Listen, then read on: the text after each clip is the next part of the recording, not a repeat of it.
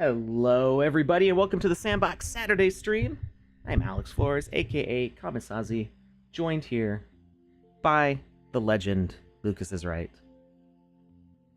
That me? Am I the legend? Yeah, you're the legend now. Yeah.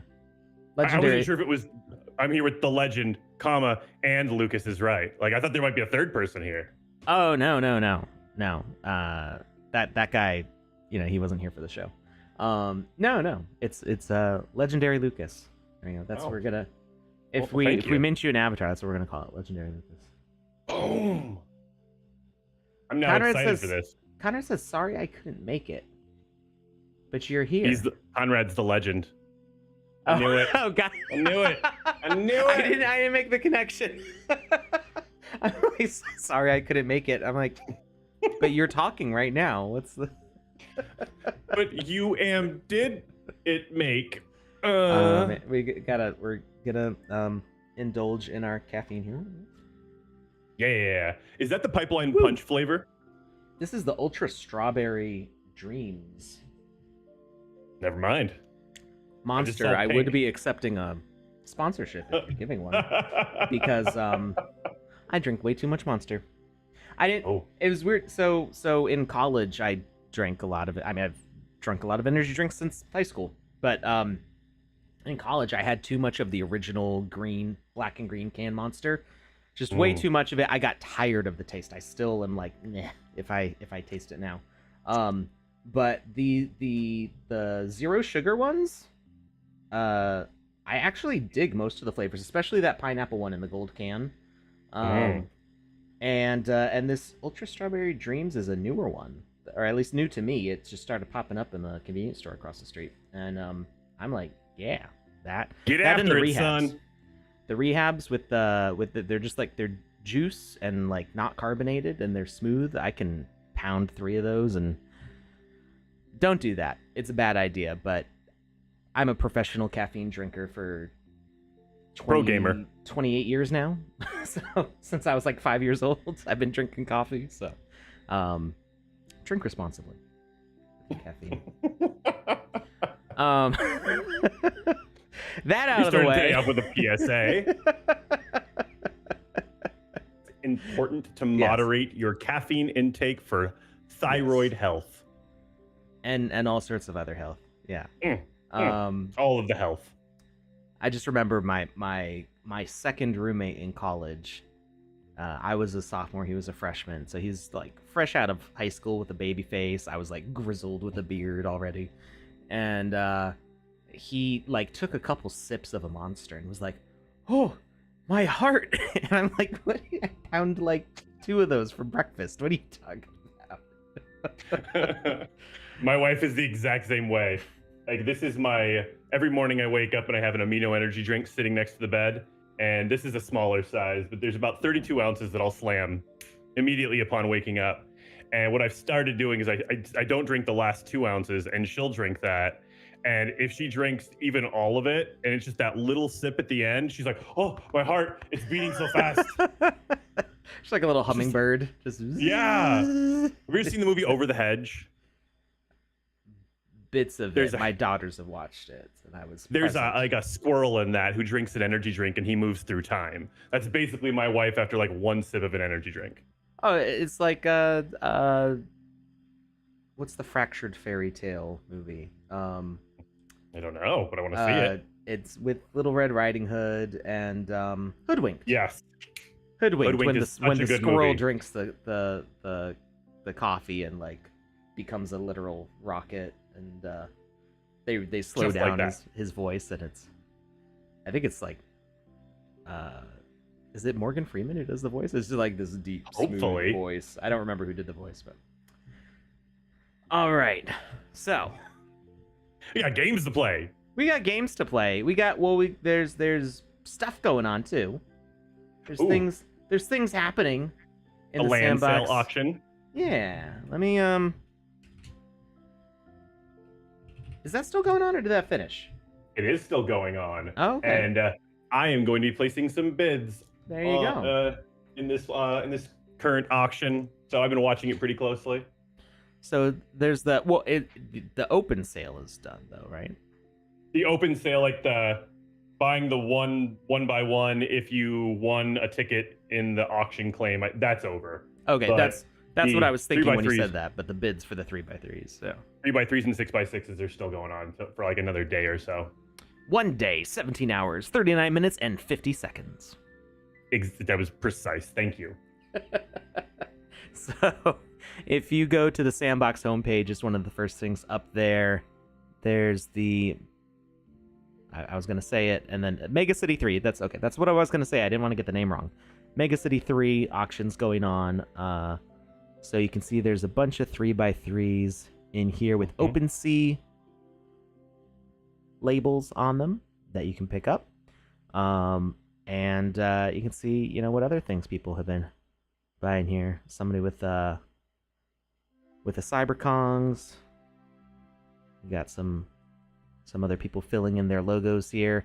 I need to update my logos. I haven't used this Fox thing in forever, but I still have it on my land.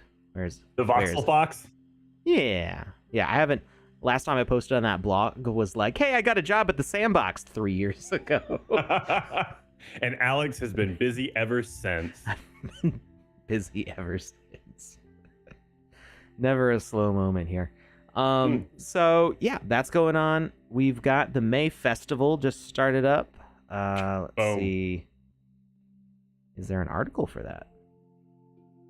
Okay, if you go to events, May Festival is open until the 12th of June. There is a reward pool of a May mystery box that you can check out, and those mystery boxes have all sorts of goodies in them. I don't have any secret knowledge about what exactly... Oh, here we go. It's not even secret knowledge. It says it right here.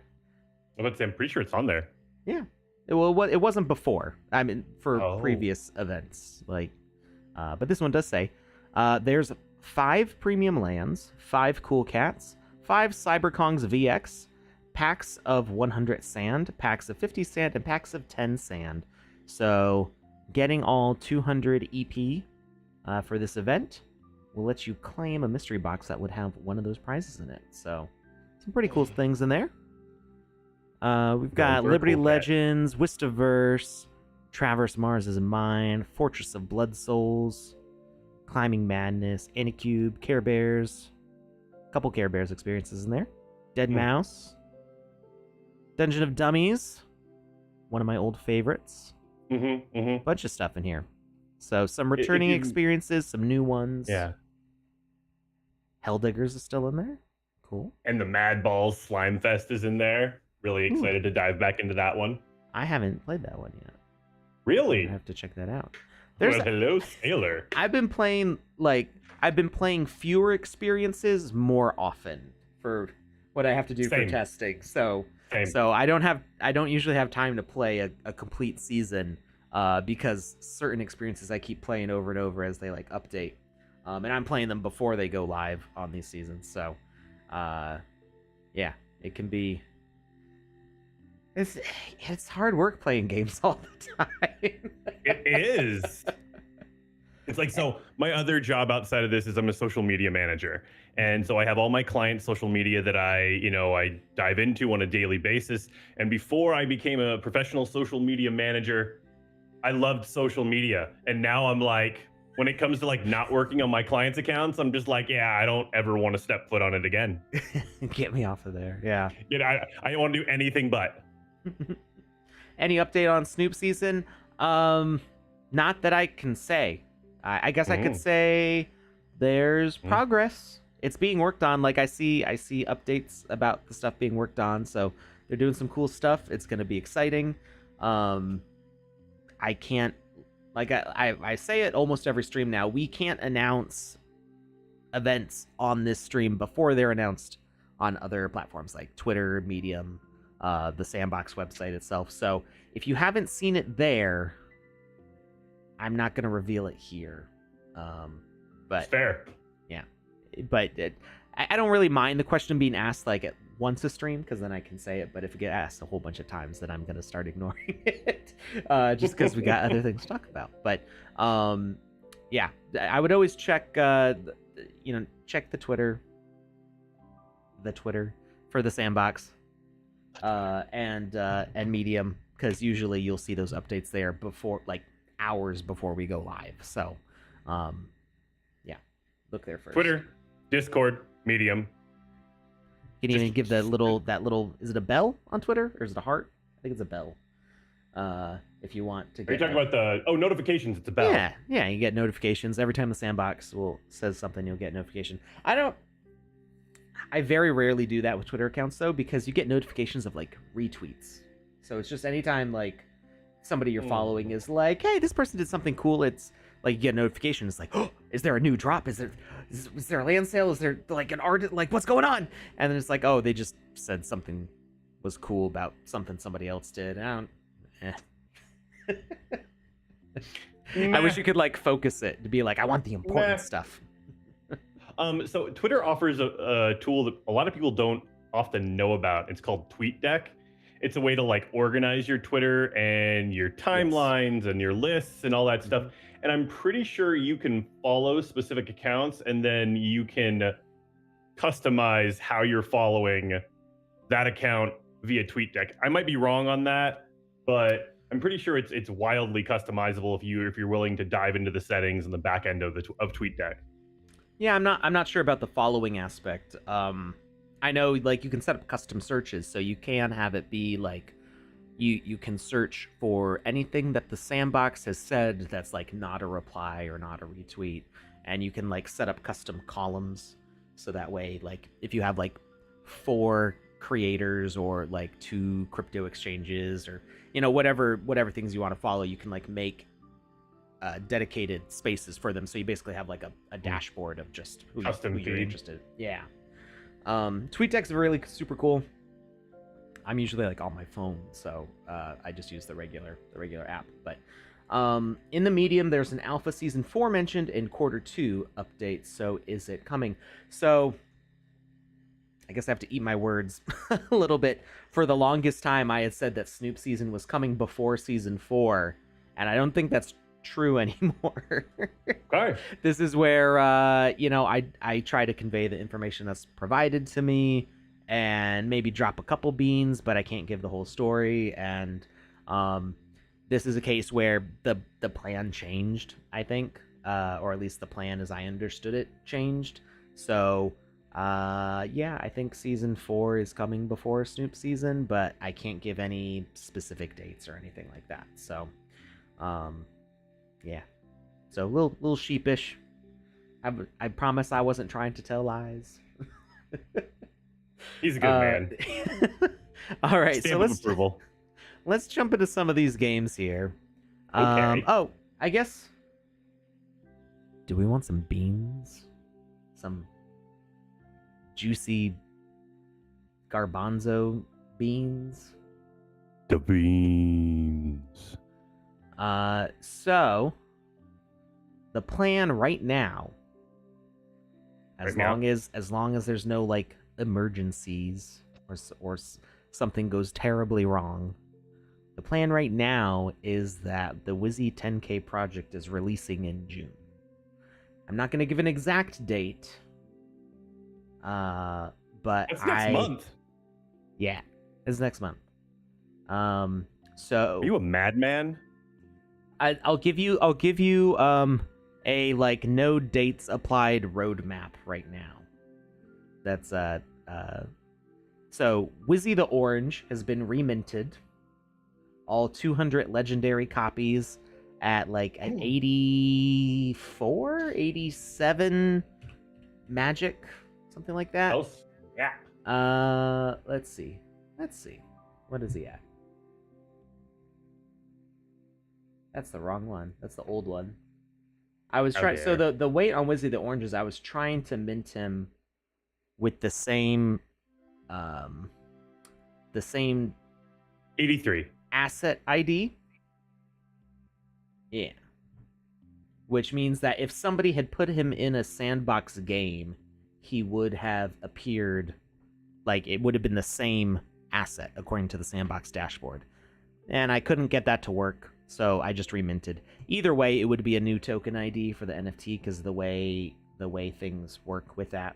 So, So here he is in all of his orange glory, looking super fine. Yeah, he's all minted. I am working on setting up the claim for that. So gas has been ridiculous, in case nobody noticed. I'm going broke just paying gas fees for stuff. So so I had asked the community a while ago if we wanted to do a claim or airdrop, and I think most people agreed that a claim was fine. Because overwhelmingly large majority. Yeah. So I appreciate that. I had hoped to have this released earlier when, gas wouldn't have been so big of an issue for the claim, but the Wizzy 10K project is going to be having a 24-hour pre-sale, which is for holders of Wizzy items from the Wizzy collection. So if you go to the marketplace and type in Wizzy in the search bar, it's the Wizzyverse here, and there's a bunch of items here, including I wanted to give a special reward to people who had gotten the Admiral Brownbeard stuff way back in 2020, something like that. Why no wait for Polygon? I'll explain that in a minute, Hodl. Even the Sand Coin Fountain, our very first giveaway item on this stream 3 years ago. So those are all included here. Wizzy the Orange. Oh, he did show up. It took a little bit for the page to refresh, but he is there.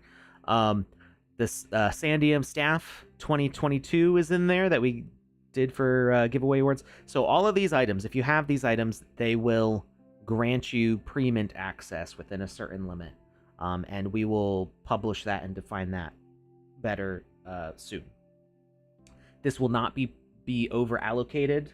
So if you have any of these items, 100% you'll be able to get into the pre-sale. There are more avatars than there are items in this list here. So the pre-sale is 24 hours. And Joe and I would like to give some special rewards for people who mint in the first 48 hours.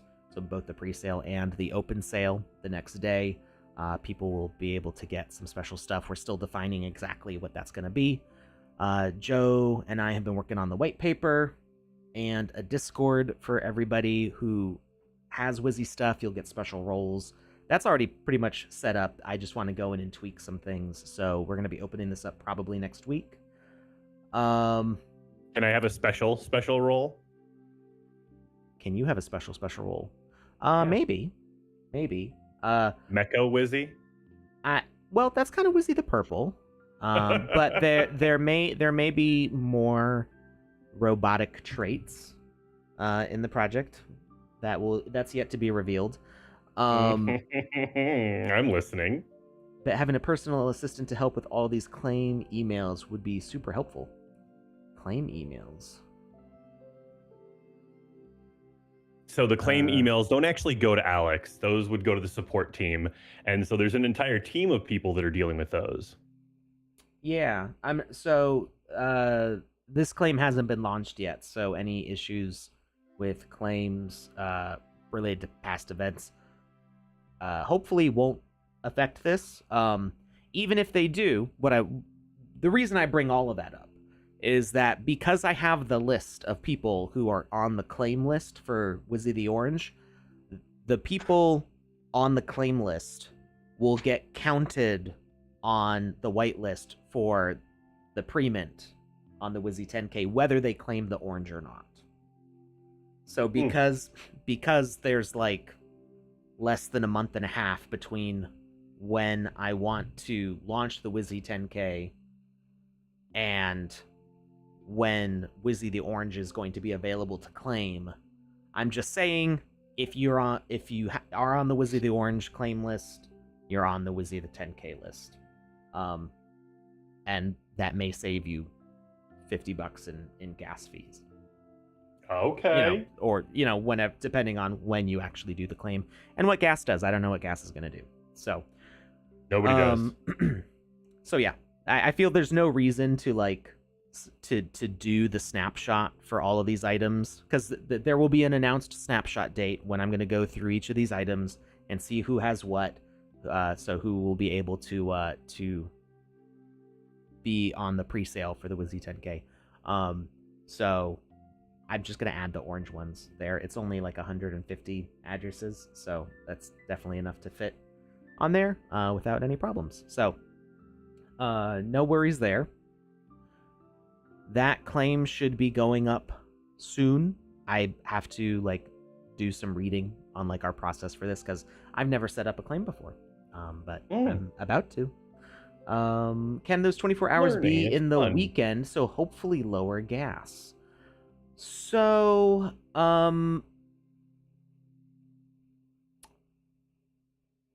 ideally, no. The thing is, we have a contract with, I don't know if I can say the name. And don't say it. They have a contract. Well, no, the contract's like, all the NDA stuff is like our end. It's like to keep us protected. So I think it's fine to say we've signed a contract with Asteria Labs, who have helped with CyberKongs and other projects. And they seem like a really solid team. They know what they're doing.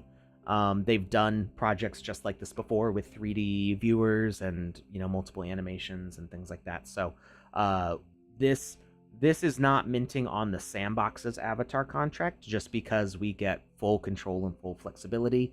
But we are the guy who runs all the avatar projects used to be my immediate subordinate. Like, so I helped him like set up how we do the avatar stuff. So even though he and I are kind of like on an equivalent level right now, we still have a good working relationship. So he is going to help make sure that our bridge is set up.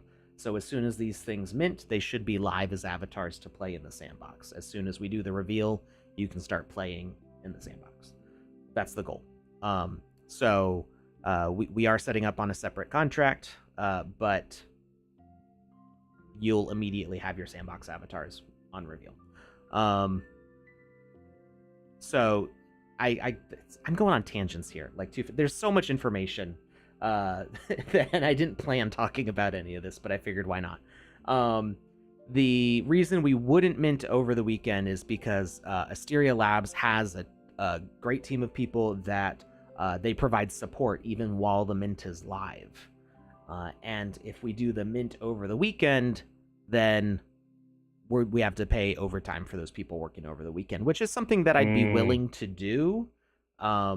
It's just, I want to respect people's weekends, kind of. So 100%. While that might be nicer on gas and other stuff, it puts more stress on the people who are making the project work. So let's see. We are planning on releasing it on. I'm seeing what else I can say before we like release the full. Like, what are the things that are set in stone as we still like edit the white paper? The Avatar project is going to the pre-sale price is going to be. You know what? I'm gonna pause on saying the prices just as we see like prices of things fluctuate. So I'll wait until the white paper is released to say that part. I will say there's a discount for people on the pre-sale. So if you're in those first 24 hours, hopefully there's not a gas war going on, because you know everybody's going to have access to the project. It's not, there's limits, and you're in early. So if you have any of these Wizzy items, you will guaranteed be able to get in that first 24 hours. You're not going to be fighting with other people to mint faster. What if you want to fight with other people? You can up your gas price manually. That's your choice to make, but I wouldn't recommend doing it. I meant like physical combat. Like, I want to combat somebody. Oh, please don't for do the that. right. I don't want the liability. We're going to set up a cage match. Lucas is going to set up a cage match, courtesy of VoxEdit. No connection with the council. Wait,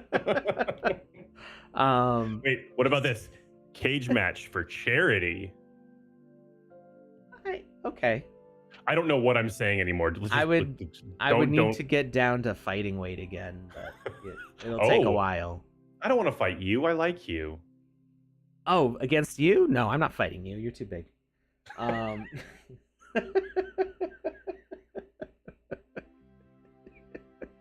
You've got training, like, more so. Like, no, I'm not. I'll go take my black belt somewhere else, you know. I'm taking my ball and I'm going home. So why not on Polygon? There's a couple reasons. The main ones, as much as I like Polygon and we want to support Polygon, ETH is still more supported and more flexible. So when you look at like going on various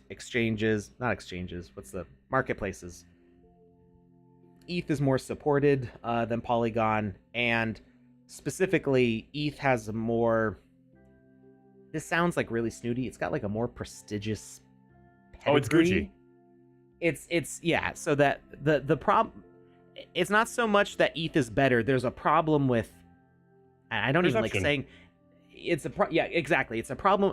I almost said there's a problem with Polygon, but it's not really a problem with Polygon. It's a problem with perception.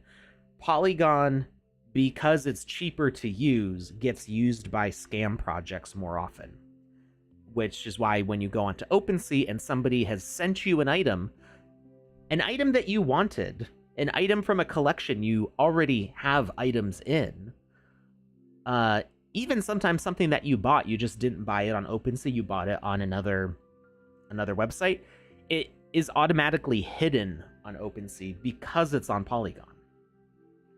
Why not Cardano? Because the Sandbox does not support Cardano bridges yet. I would like to address one thing. So Dr. Metaverso asks or says the Sandbox is moving to Polygon. Lands has and avatars are. I mean, if Polygon is not that great, why is the Sandbox moving there? And it's not that we're saying that Polygon is not that great. What Alex is saying is there's a perception that some people have that Polygon isn't that great. Polygon is amazing. I love Polygon. An incredible team, the product, the project, the support, everything about Polygon is absolutely incredible. And the way that they have developed their technology continues to astound me because they continue to develop and they're going deeper and deeper and deeper on a regular basis. Go join the Polygon Discord, and the amount of announcements that come out of there that are actually worth reading and taking in is mind-blowing. I can't keep up with it. I really try to. I'm a huge fan of Polygon, but they're so impressive and they're doing so much that I can't keep up with all of it. Everything that Lucas said. So it's not a problem with Polygon, and I was trying to like not say it that way. And so, like Lucas said, it's a problem with perception. People see Polygon and they associate it with less tasteful projects because of they're cheaper to use, which is a good thing for all the consumers, but has not been a great thing for people who want to spam 10,000 copycat NFTs that have nothing to do with Polygon as a platform, but are just because it's affordable to use. So yay, affordability, but not so great. OpenSea automatically hides those items. What would not be good for the project, for the Wizzy 10K, is for people to mint those items and have them automatically be hidden on OpenSea because they're on the Polygon network. So I will be talking with Asteria Labs about the possibility of having an avatar bridge in there, but ultimately, like, these don't need to be bridged to Polygon because the Sandbox supports Polygon and Ethereum NFTs for the avatar bridge. So also, one thing to address really quick from Go West over on Twitch, they said, if we just purchased a land this week from the raffle, do we need to bridge the land over to Polygon? And the answer is no. The new contract for the land is all on Polygon, if I'm not mistaken. So if you purchased, it's already there. Is that correct, Alex? I believe so. It should say on the map what they're on. Yeah. It says what they're on. They're on Polygon. Yeah.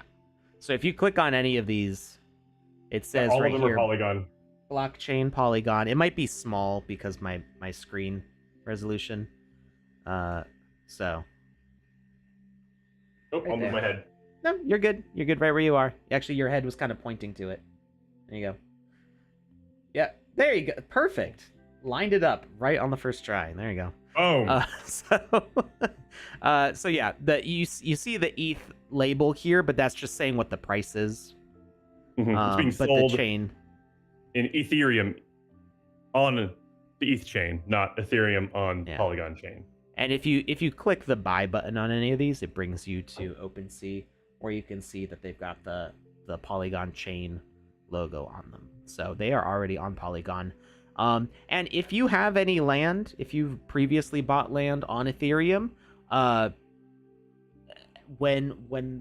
is there even a gas fee for bridging it? I don't remember if that's a gasless transaction or not, but it was not a gasless transaction. When you did it, it cost gas, I believe. But there was also a reimbursement in sand. Yeah, it's a not insignificant amount of sand. It should at least offset the gas cost, but use your judgment about when that happens. It tells you how much it's going to be. Like if you click on your profile and go to migrations, does it say the price?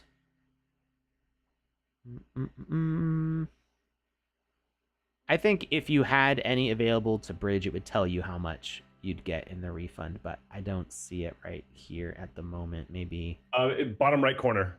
Ooh. Tells you how much you get. Bottom right corner. What, this thing? Yeah. That's 500. That was the airdrop for landowners. That was a separate thing. I looked at that too, and I was like, nope, that's the wrong. That was for like long time holders way back when. But never mind. I'm pretty sure if you have any on the old contract and you click on them to put them on the new contract, it will say like how much. It never forced anyone to send it over. Nope. There was a contract update that like reminted the land, and that was forced across because it covered a vulnerability in the contract. But the migration to Polygon is totally optional. 10 to 15 sand compensation for bridging.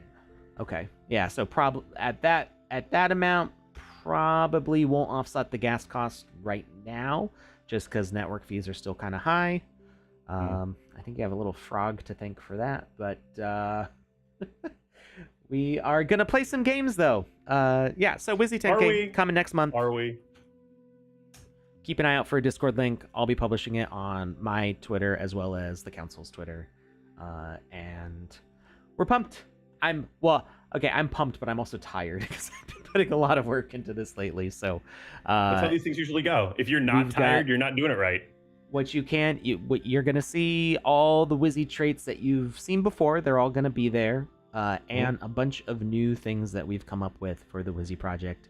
New colors, new like types. Yeah, it's gonna be fun. We're gonna have a good time. I'm already excited. And I have no insider information aside from what Alex has said on the stream. He's been very stingy with the backdoor beans. Nothing for me when we're not on the air. It's very rude. All right. Did we have any leftover games in our Alex chat? Let me pull that up for you real quick. All right. So have we played Catch the Wave? I don't believe so. Okay, so that is one. We played Many Way and Asteroid ID 345, I believe. Yes. So the next two we had were Parkour Game Jam, Catch the Wave. And the next one was Parkour Game Jam, Rides Tekia, me and Gickus for the first time as team. Yes. Xura. Yeah. Yeah. So, I remember that. There we go. So I think it's just Rides Tekia is the name of it. So yeah, Catch the Wave and Rides Tekia. They're both parkour game jams. Okie doke.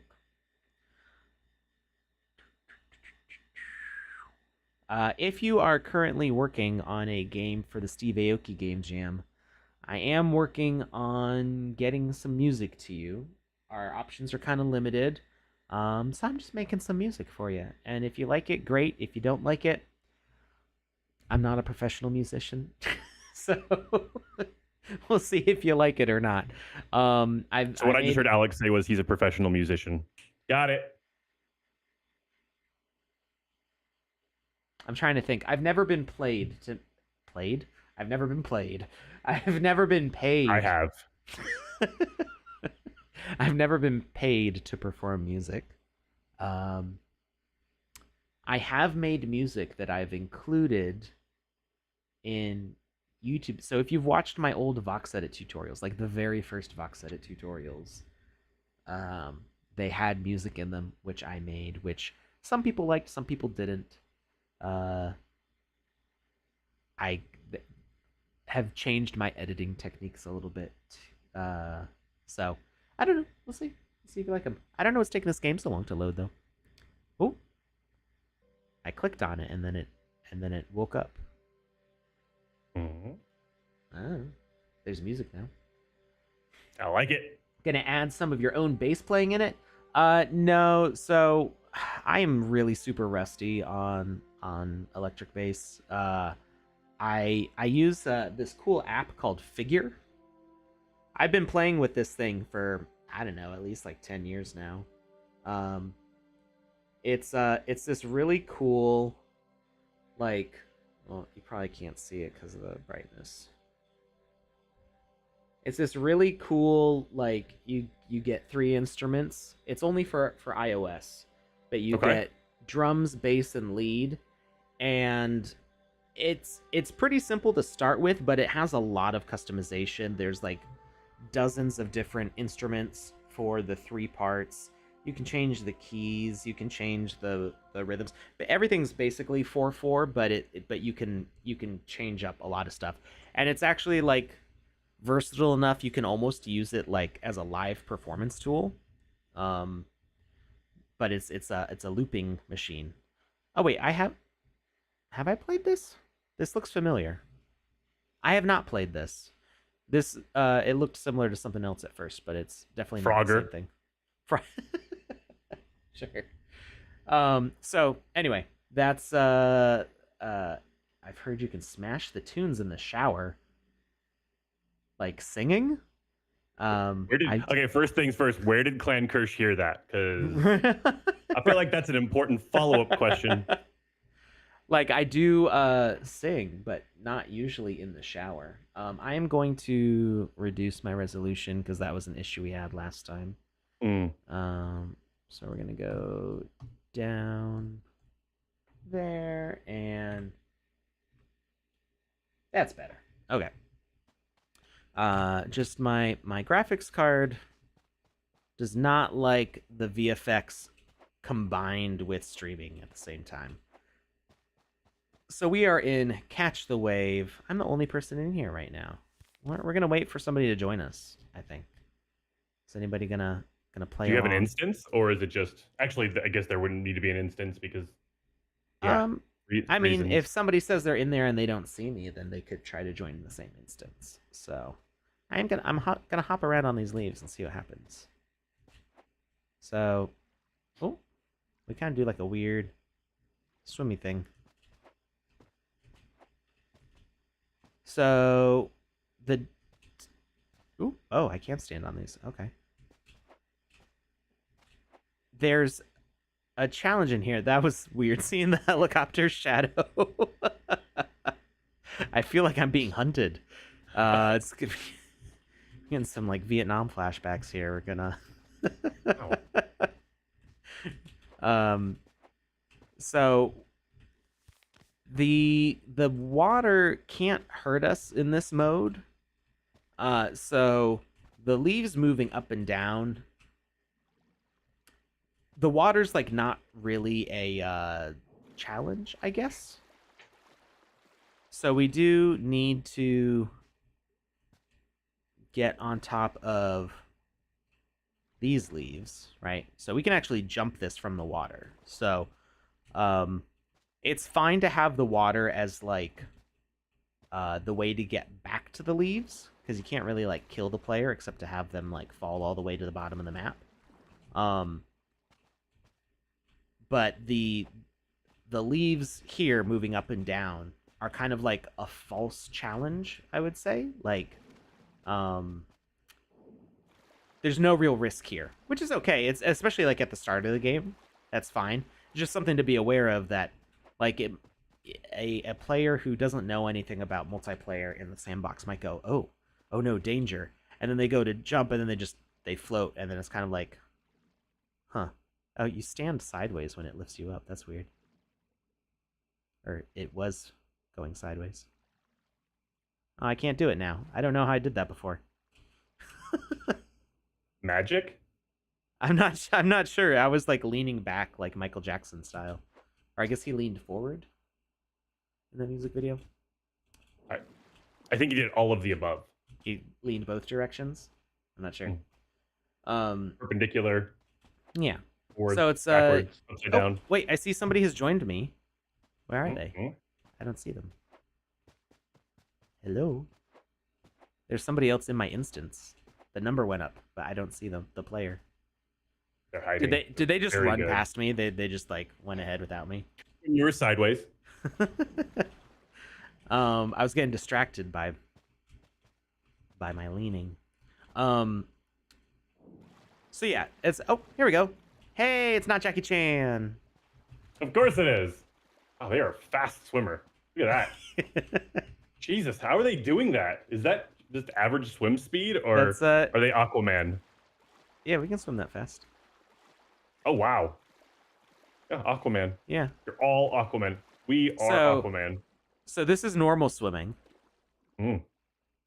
And then if you hold shift, you start doing your sprint swim. But we don't have any stamina meter, so we can just do it indefinitely. Nice. So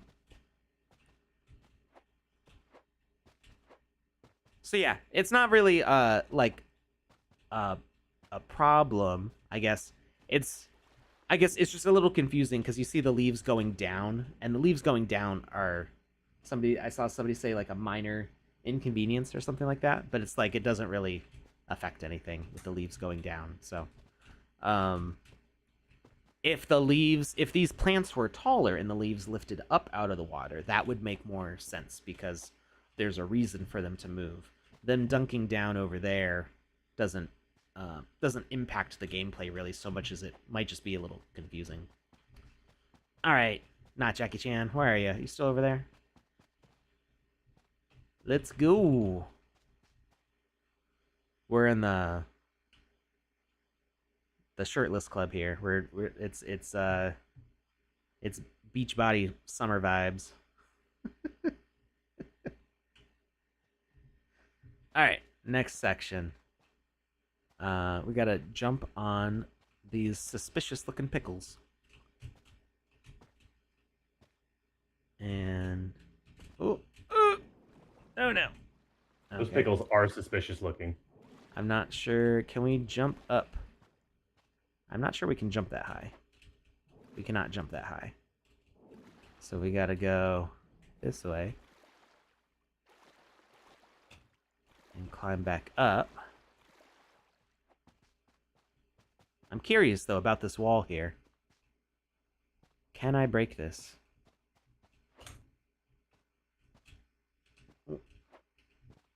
Maybe. Alright, we're just gonna continue on, though. Well, there's not a lot of time to jump on those pickles. There never is. Against the TOS for my avatar. Depends on who you ask. I'm sorry, what's against the TOS for their avatar? A hodl. I was talking about the topless ripped boys summer. Ah. Gotcha. Wait, can I... Oh no! Wait, is that blocked off with an invisible wall, or did I just totally mess up jumping on those blocks? You totally messed up jumping on those blocks. Oh. I know, you should try it again. Oh, wait. Wait.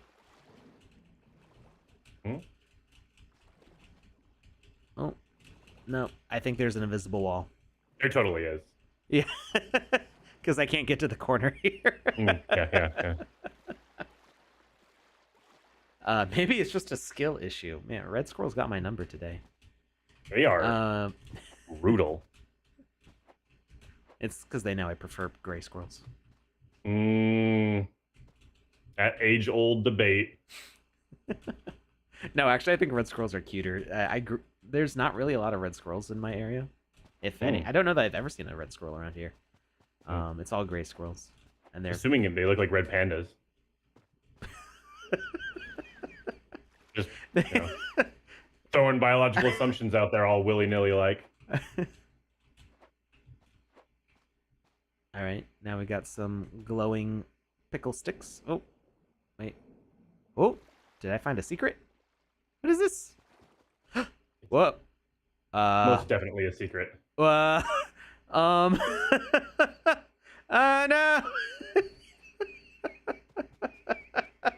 Okay, so I think we found a bug, not necessarily with the game as it was created, but with the game maker.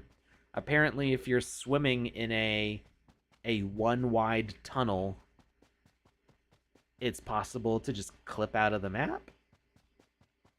You have entered the Wonkaverse. Current favorite animal is an axolotl. Axolotl.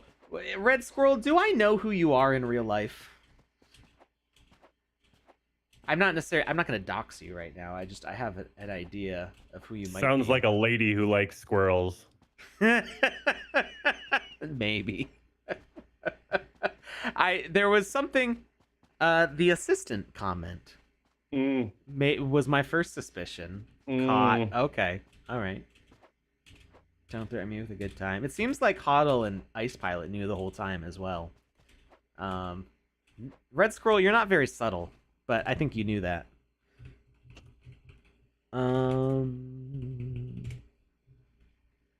But then again, most people's favorite animals are an axolotl at any given moment because they're freaking adorable. So, does that really narrow it down that much?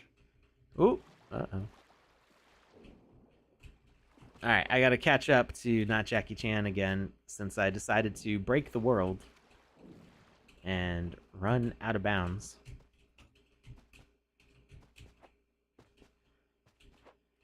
The Backrooms is actually a biographical game series about me playing games. I don't know what that means. Have you ever seen the Backrooms games? Nope. It is a series of games by different people. I'm not sure who made the first one. About being like in the liminal spaces behind, like between offices in like a building. Okay. So, anytime you encounter like a room or a series of rooms that just doesn't feel architecturally right, just kind of is slightly unnerving. Am I not supposed to jump on those big glowing things? Like, what is the way? Not Jackie Chan, you need to show me the way. Oh, you're supposed to jump on these. I should have figured that out because I had to climb on them earlier. So those glowing green platforms are just there to confuse you? I guess. There we go. Nice. Now I was able to get up here.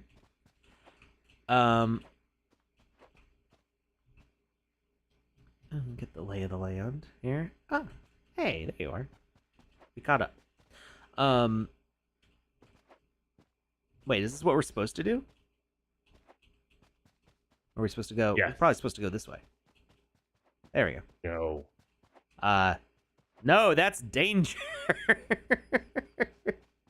What are you talking about? She looks nice and friendly. This seems safe. Let's go. She's gonna give you cookies. I'm gonna decline the hug, and I'm gonna go this way into. Oh, okay, there we go. I was like, I need sunglasses.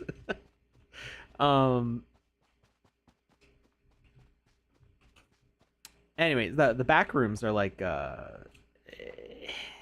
it's like it's a very familiar feeling, but also like it's not quite right. It's the uncanny valley of rooms. Like when you're walking down a hallway and there's just like too many doors for the like it doesn't seem like there should be so many doors or the hallway should have so many turns. Like when you go into like a doctor's office building where there's just a whole bunch of empty like exam rooms that don't have all the furniture in them, that just everything seems kind of empty. You ever been to like a middle school that all the classrooms are empty for like remodeling? Or for me, it was like when I was a kid, a lot of the churches that my family went to were in schools. Like they would meet in schools, and it just felt weird sometimes because like all these rooms are dark. Like all the lights are off and you go like, oh, the bathroom's down that way. Oh, down this dark hallway. I'm like, 5. I'm not fairly comfortable. Yeah.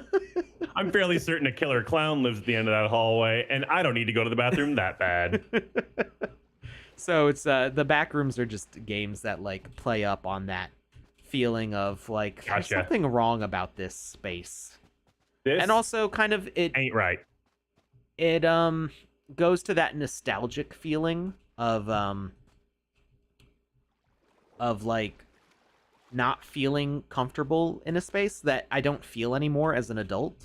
Like I've been in enough basements and enough attics and enough like buildings without anybody else in them that most spaces I don't like feel uncomfortable in. Whereas as a kid, you walk into certain places and like, yeah, everybody and your family, everybody you know in your family is is in the next room over pooping apparently. But you like walk out into the hallway and there's just an empty space and you feel scared because there's nobody with you, even they're like on the other side. So that sensation of like isolation is powerful, but not something that I experience a lot as an adult now. I'm sure there's people who still experience it, but it's one that is very much a nostalgic, not a good nostalgia, but a childhood memory of mine. And it's interesting to like play on it because you get that feeling again, and it makes you kind of feel like a little kid for a little bit. So I played one of those games on my personal stream a few weeks ago.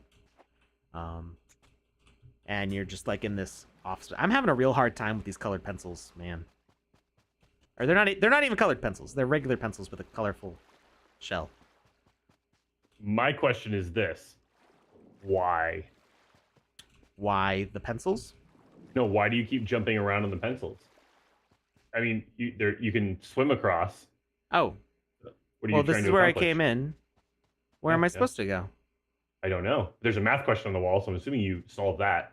Man, I was just trying to platform to the next section. I didn't even realize I was jumping back to the entrance. You're going back and forth, back and forth, back and forth. And I was like, what is he doing? This is what happens when I'm talking while I play. All right. Yeah, what are we doing? Wonderful person, by the way. So 3 + 4 = 7. So yes, we have to go in through the door that has the 7 on it. Like as I'm talking in my head, I'm going, there's probably something to do with these numbers up here. There's probably like a puzzle that I'm not addressing, but you know, you just got to run through. And oh, I have a feeling we're gonna slide on these ones. Not wait, 9-3. Is that a ratio? Or is that supposed to be divided by 9 divided by 3 times 3? Well, let's say it would be 27. Yeah, so 27. That's the only one that makes sense. It's just that's not what I associate. So different countries, I don't know where the person who made this is from. Different countries have different ways of writing their math sometimes. So I see 9-3 being like a ratio of 9/3, which is 3 to 1. So it kind of makes sense as divided by. So is that a colon? So yeah, colon in maths. So, but the only way that still makes sense for me is that it's 27. Like either way. Yeah. So The colon is used in mathematics, cartography, model building, and other fields. In this context, it denotes a ratio or a scale, as in 3-to-1, pronounced 3-to-1. When a ratio is reduced to a simpler form, such as 10-to-15, it goes to 2/3. Okay, so yeah, I think you're right. Yeah. I think it's just denoting a ratio, which would then imply it's like division.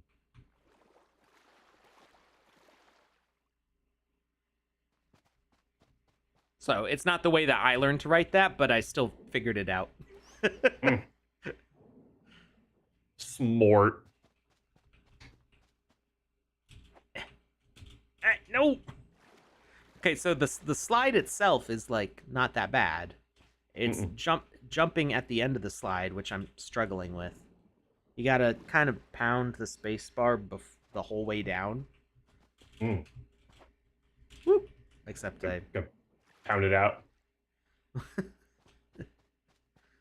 Slide and nope. Do they even teach math in America? Well, I don't know. You're from Canada. That's part of America. So do they teach math? I believe they teach maths in Canada.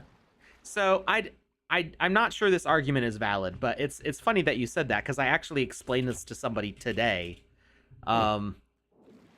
We say math in the United States because it's, and like I said, I don't know if this is actually true. This is the excuse that I give. We teach math in America because it's mathematics, it's arithmetic, not mathematics. Because when I say math, I think arithmetic, and if I want to say algebra, trigonometry, calculus, or statistics, I say those. Whereas maths is all of those things.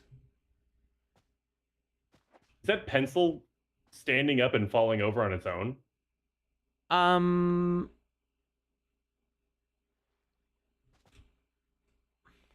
Like rocking back and forth? What? Wait, what? Do we have buoyancy? I think that's what I'm seeing. When did... Yeah. Oh, wait, no, it fell. It was just, it was up on its end. Wait for it. Wait, it pops back up. It's like a buoy. What? I don't know how we would define that. Like, I don't either. Like, I was watching that as you were talking, and I'm sorry to interrupt, but what? I mean, don't touch it. Just leave it alone. I think it pops back up on its own completely. Like, it's still like moving around a little bit, and there you go. When did we get physics? Like, I mean, I know we had some physics, but when did we get physics like this? I'm right confused now. Right now. It just happened. I don't... Yeah, your guess is as good as mine, Bromigo. I've never heard that one before, Bromigo.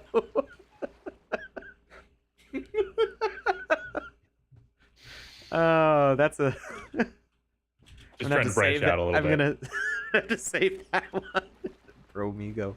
So my guess is that... Oh, hey, somebody else is here. Hi, Lauren. Nice. I am digging that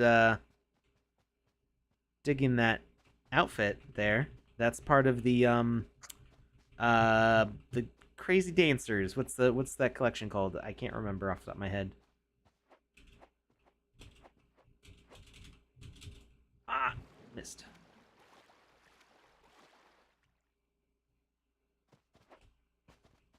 Can we pick it up?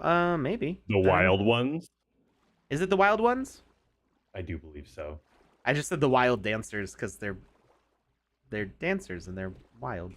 They're pretty wild. So it doesn't seem that I can pick it up. So my guess is that the point... Yeah, I don't see any reason why it does that. From what I know of the Game Maker tools, I don't know how they did that. If it was on purpose or not, or if it's just like a weird emergent behavior of physics in this game engine. I don't know what's causing Sandbox it to... is learning. And this is how you get Skynet. And on the second year, ChatGPT said, Let there be buoyancy. And it was I mean, good. if it's going to do anything on its own, I feel like that would be a good area to start. Is there less gravity in the water? So I think, so we started seeing this in 0.7 when we started getting the slowdown of walking in the water. That objects in the water also would fall slower. But they would continue to rotate over in the direction you had knocked them. It wouldn't pop back up like this. Yeah, because we can just knock this over all the way. And before it would see the way it floats up like there's buoyancy, and I don't understand how. Bottom heavy, top light. Yeah. I'm wondering if maybe there's some sort of moving platform aspect to it, because we saw in previous it doesn't look like it. Well, we saw in previous Game Maker versions, if you set a 0 motion, like move 0, 0, 0, it would cause objects to like reset their position. But this one's not resetting the position, it's resetting the orientation. So I have no idea how that works. Okay, one second. Let me... This is Catch the Wave, Parkour Game Jam. I don't know who suggested this. Well, it was created by... Yes, let's look that up.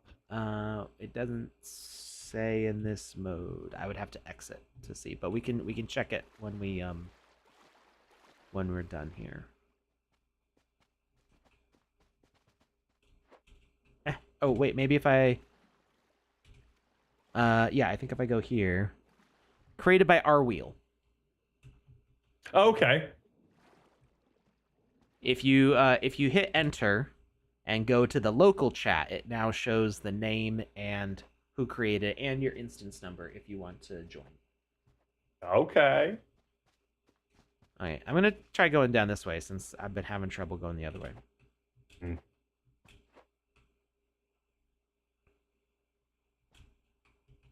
Ah! I made it to the tip of the pencil on the first try, but then I failed the first jump after that. A rope and a weight through a hole pulling it back up is the most difficult explanation. Okay, so we have the most difficult. Let's go with the simplest. So we don't have any chain physics yet. Unless that's something new that nobody's told us about. You can attach objects to each other and have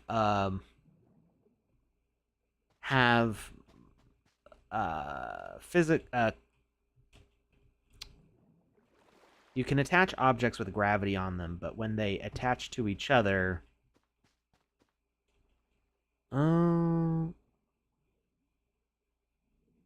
they don't pull on each other usually. So a parent object's motion. The difficulty with a rope system is that it requires kind of a two-way relationship. It's not purely parent-child. Because when a parent moves, more like conjoined twins. Oh, okay. Proceed. So when you pull on a parent object, the child moves with it. But if you pull on a child object, the parent doesn't move at all. So we can't really do anything like a rope because you have to be able to pull both ends and have both move with each other. That's why I said they're like a conjoined twin. So we don't have any sort of physics chaining like that I know of. So having like a rope pull a buoy is not... I would also be surprised to see that. I would be even more surprised to see that because that actually is more difficult than a buoyancy issue. Question for you. Can you, the pencils that have the buoyancy, can you land on top of them? Let's see. Because they move, I'm assuming they're moving for a reason. So I'm wondering if you need to reposition them so that they're in like almost in a way that you could like walk on. Well, the ones I think they're more like red herrings. Okay. Yeah. See, when I did land on that one, but my collision immediately like pushed through it to knock it over. So. Okay, so they're there to distract. Yeah, I think they're there to jump on and then go, oh no, that didn't support my weight. I wonder if the pencil would float to the surface if the water was deeper. Yeah, I don't know. It's a really confusing. Yeah, I don't know how this works. There's like different ideas in my head of how you could possibly do it, but none of them are like. None of them are checking out for me. Because like you can kind of. Yeah, you can knock them around a lot, but they definitely have a buoyancy. So maybe this was part of the swimming update that I just didn't realize till now. Maybe buoyancy got added in 0.8 and then just we didn't notice. Because I haven't really played around with the swimming aspects that much, at least not with putting physics objects in the water. I didn't expect there to be any changes with regard to that. So objects floating was not something that I had noticed. Okay. All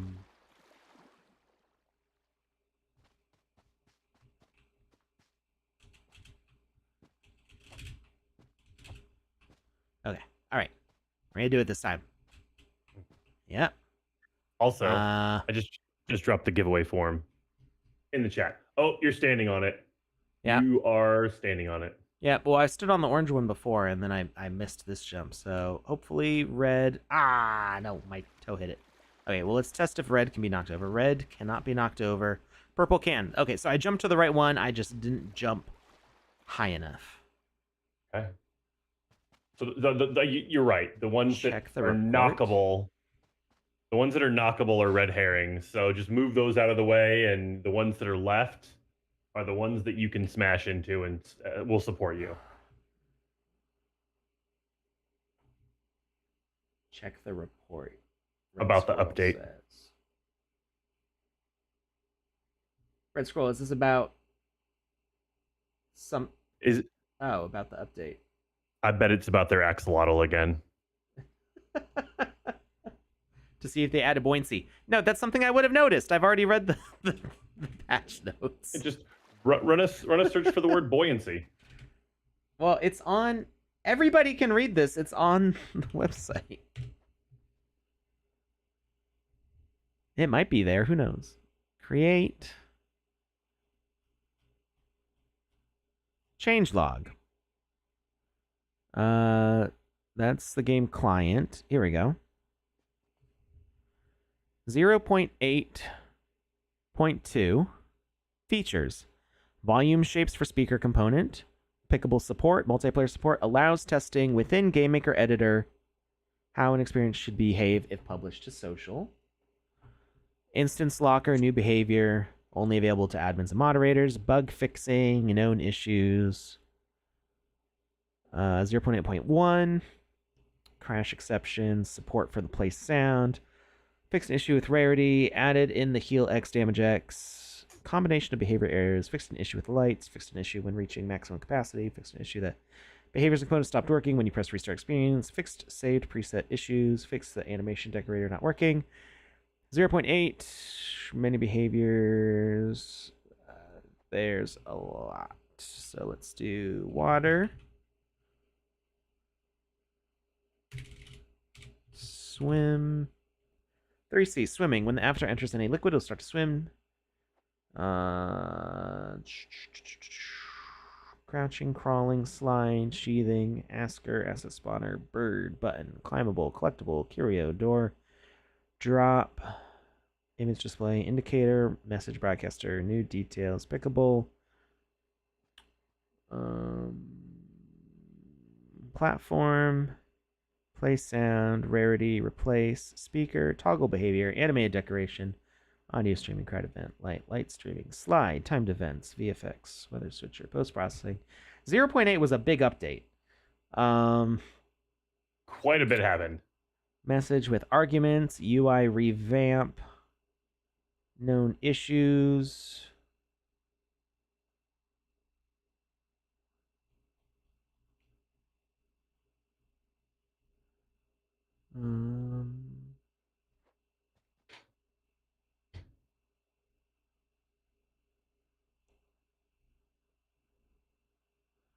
Nothing.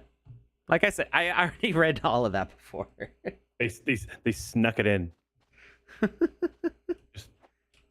And that's the thing. I'm not 100% sure it's technically buoyancy. They may be doing something with the physics that I just didn't realize you could do, or they're using it in a novel way. Like, it's they're cool. A waterbender. It's cool. I've never seen it before. I don't know how it works. Well, however it works, I like it. Mm-hmm.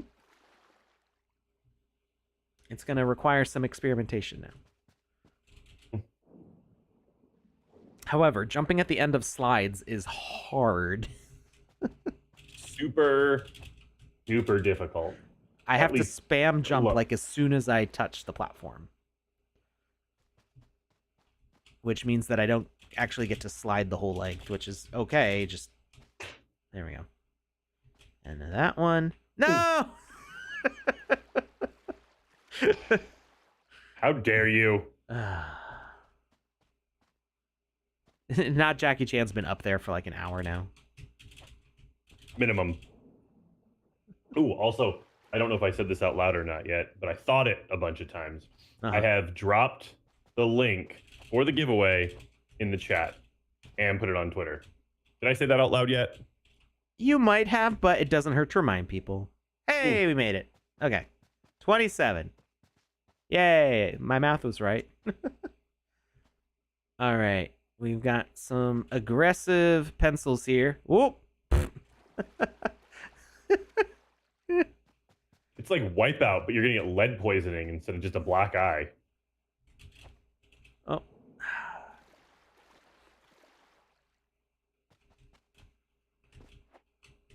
Or probably graphite poisoning, since we don't actually use lead in our pencils anymore.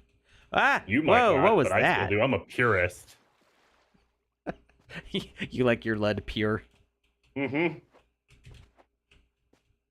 A pencil purist. So used to use graphite. Do you get mad when you see unleaded gas?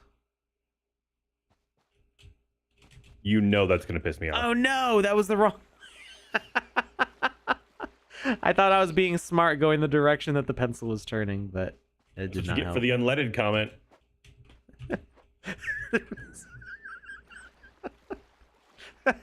This is the first time I've ever made Lucas mad. And he did it on purpose too. You know how I feel about that. It's a very sensitive subject. It's a sensitive subject. My father lost his job to graphite.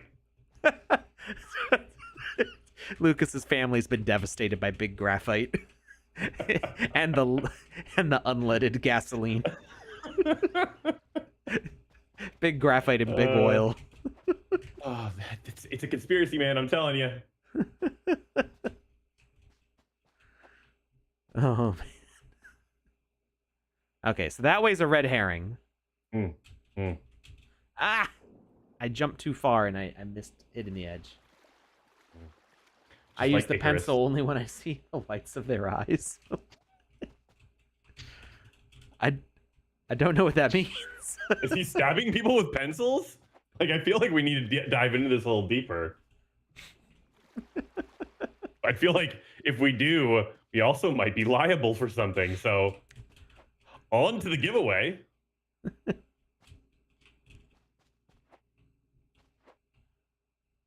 Okay, you got this. There you go. 25 times 8 is 200. What happens if you go through the wrong one? Or can you just not? I think it's just a wall. Ah. Yeah. So it's like, so in Fall Guys, they have, Whoa, that moves faster than I thought it did.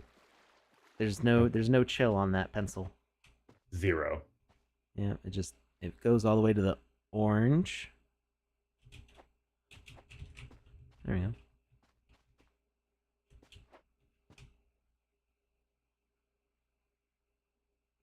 To the lime green. So these color bars are actually helpful in gauging like distance, although the timing on these ones is kind of weird, but there we go. That's not too bad.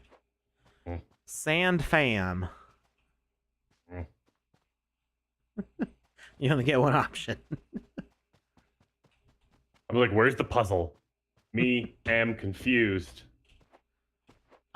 You have to be sand fam in order to pass through. It's one of those pure of heart tests. Got it. Yeah. So I made it through because I'm sand fam. However, not Jackie Chan. Apparently is not. Oh my. Can I go this way? Oh. My world has been rocked today. And not in a good way. I don't know if there's... I guess I just land on the black. Yeah. I was expecting to jump past the thing that these are on to a platform, but it's just these. Oops. I see what you're saying.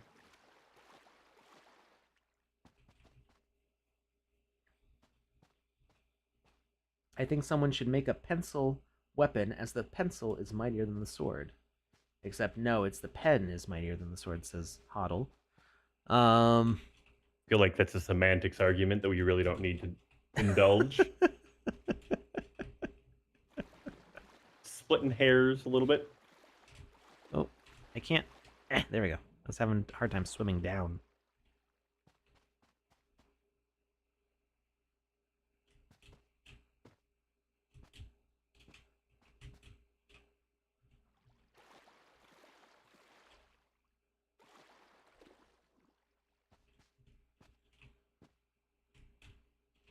Yeah, we should condition ourselves to not split hairs.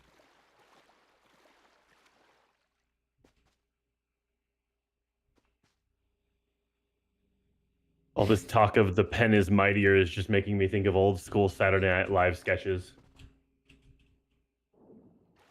I don't know which one you're referring to. Jeopardy, Celebrity Jeopardy with Sean Connery. Oh, okay. I've seen that. It's been a really long time, so I don't remember all of the jokes in that. I'm gonna leave this one off the air and let you look it up afterwards. I know it. I am familiar with how that one goes in tone. It's a wonderful tone, by the way. All right, I don't know if we can slide. Oh, the timing is rough.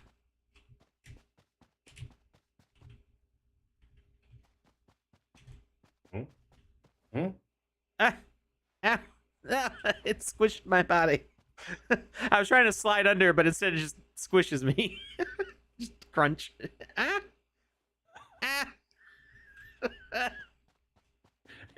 Alex is a little more flat than he was when he went in.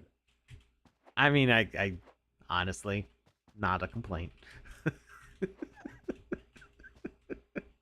If that's all it takes. Like, I do this at least twice a week to just stay nice and svelte.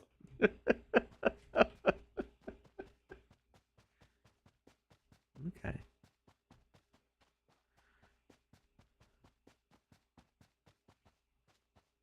Follow the stairs. Follow the stars? The stars. Ah.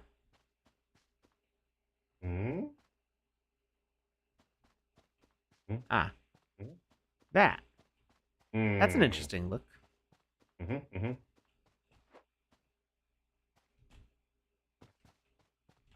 Did is not Jackie Chan ahead of me or behind me?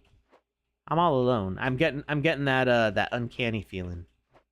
He is you. Oh. Yeah, this is a Fight Club situation. I'm not sure how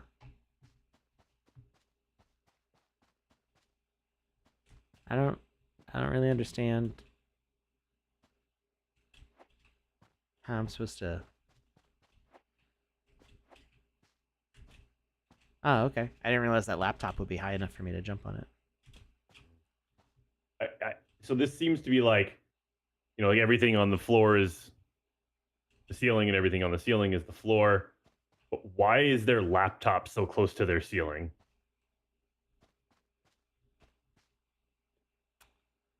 I think it fell.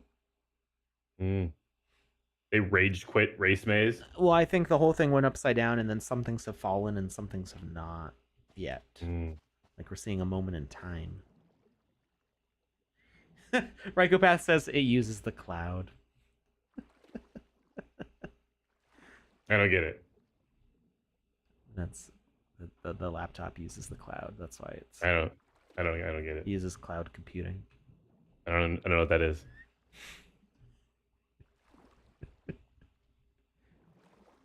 If you know, you know.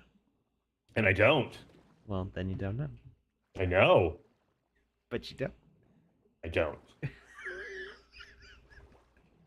Glad we're on the same page. Alright, I am having a hard time with this water maze here. And I am closing out the form here shortly. So if you haven't filled it out yet and you haven't won a purple hat, go for it. Well, there we go. Oh, look at this.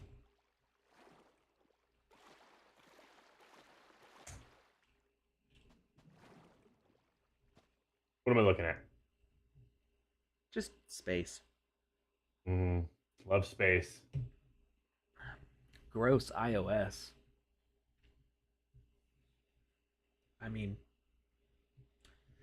at least my stuff works.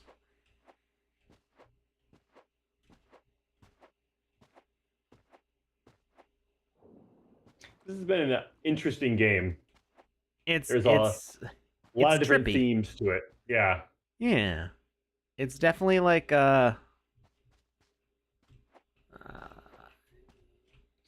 it's like a homeless dream. Person's fever dream. No. I don't know what fevers and homelessness have to do with it. I was just saying it's like a dream. Like it's got that kind of dreamlike sensation to it, which is cool. My comment was not meant to imply that it wasn't cool. It's just like it's kind of wild, and there's so many themes that are thrown together. It's like their subconscious is just dumped everything from the day into it to make this one experience, and I like that. It's not thematically bound. Let's put it that way. It's a very freestyle. Yeah. It's got some cool use of assets here. And so that whole thing with like the liminal space and the back rooms is also that they feel dreamlike. Oh, we got a victory. We did it. We did the whole thing. It's a parkour within a parkour. It's very Pink Floyd. Yeah, I can see that. Oh, all right. So that was Follow the Wave by Our Wheel. And then the next one was a collab between Gikis and somebody else. Rides Tekia was the name, and that's not what you asked. 1 second. Rides, R-I-D-E-S? RIDDZ TECIA. It's all one word. Okay. And it was Ixura and Gikis. So IXURAA. Or is that Who's here in the chat? Ura? Are they? Yes, they are. Ixura, how do you say your name? Or is it Ixura? Ixura? Or is it like 9 Ura? Like, what are we looking at here? Military man? No? Yes?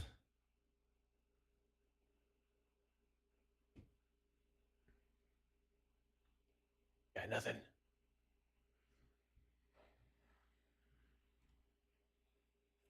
We're loading. Yeah, we are. Loading. Ixura. Okay. That's how I thought it was spelled based on the way it was spelled. I was saying X, not X. Oh. Words are losing all meaning. XX. Okay, yeah, actually, I said it wrong when reading that. I was reading the pronunciation guide and I still said it wrong. So ignore me. I will not. I was close-ish. You were. I will not.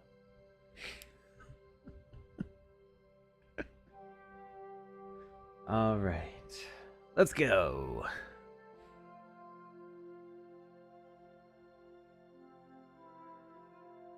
Maybe. Is that 100?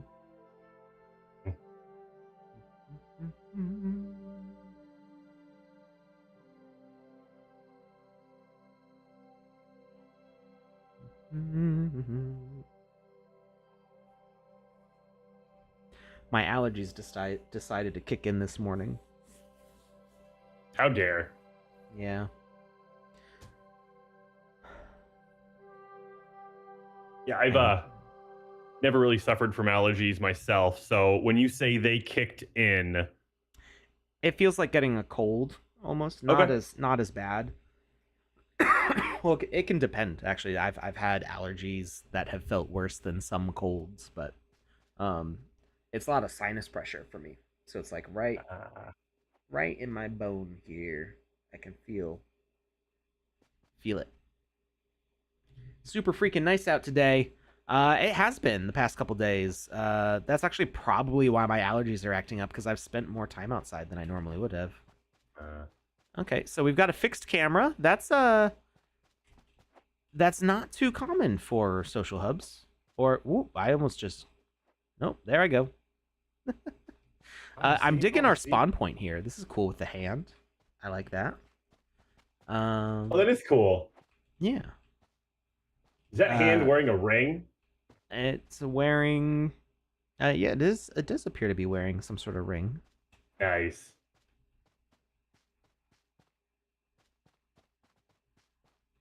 There's a platform out here. This is interesting. So, Gickus is always doing those, elaborate puzzles and I don't want to say quests. What's the word I'm looking for? I don't know. When they tell you to do something that's hard, so you win a prize. Challenges? There you go. Thank you. Me, I'm no brain good today. Wow. Me neither. So Gickus is always doing the challenges and the quests and all the whatnot. So I'm really interested to see what this is about. I know Xura is also a really talented game maker and designer.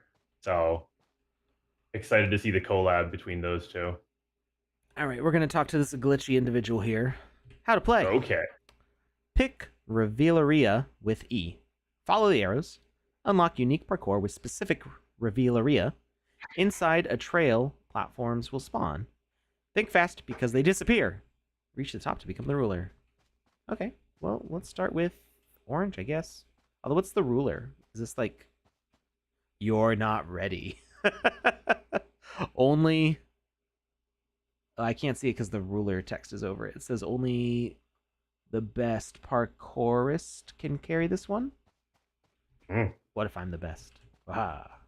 Oh, it actually it doesn't even let me pick it up. Oh, what if you're the worst?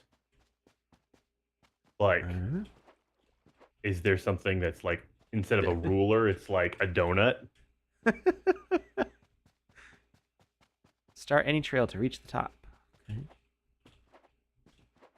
Okay, I haven't seen any of the colors appear yet. This is cool, though.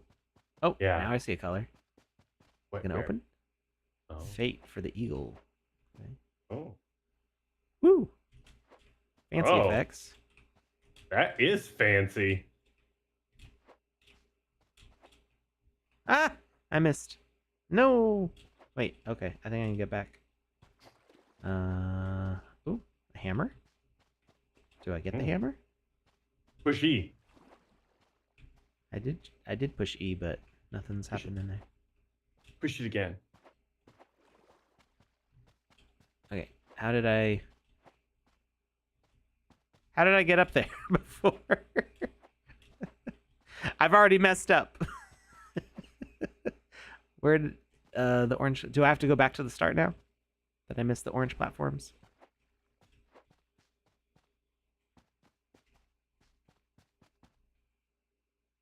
Wizardry? That building's got the wizardry.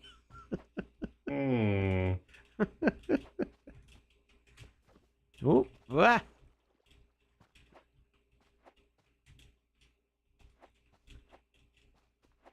Let's see here. So hypnotic. I wonder what's on the other side. I don't know. Let's find out. Oh. No. Whoa. Ah!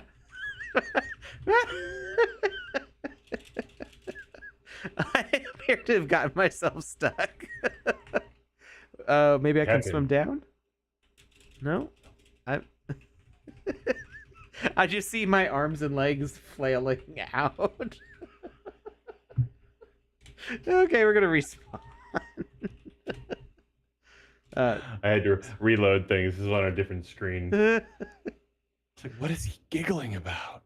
Oh, did you not see it yet? No, I did now. Yeah, okay. I logged back over for a sec. That is wonderful. Just the little legs, just. It looks like when a kid has like a stuffed animal and they're spinning them around in the air.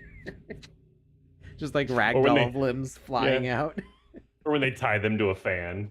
All right, we're gonna try this again. Wait, tie them to a fan? What? Huh? What? What happened?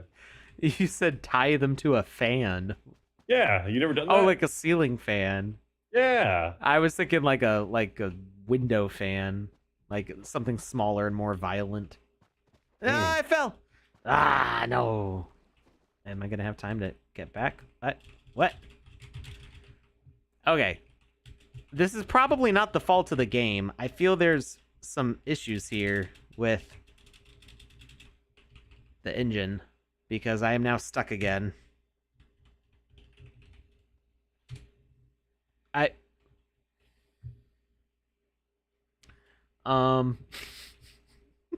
Yes. I'm just bad at this game, apparently.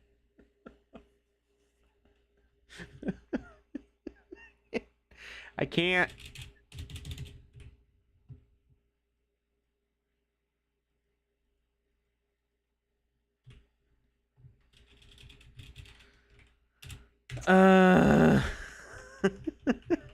This looks really cool. Oh, hey, there we go. I was able to put some clothes on.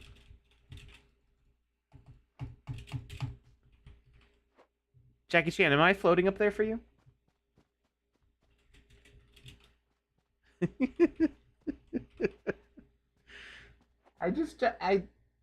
This just happens to me. I don't even try. All I tried to do was climb the ladder.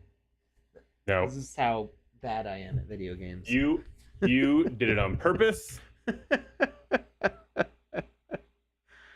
We're gonna come back. To what? To me, your boy, hanging from the air. Your boy. Okay, I'm fine with that. Let's come back.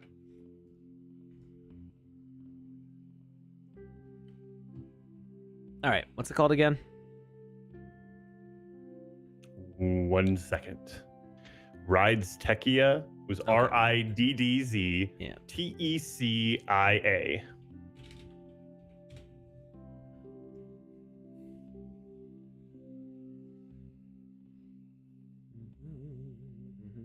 All right, let's give it another shot.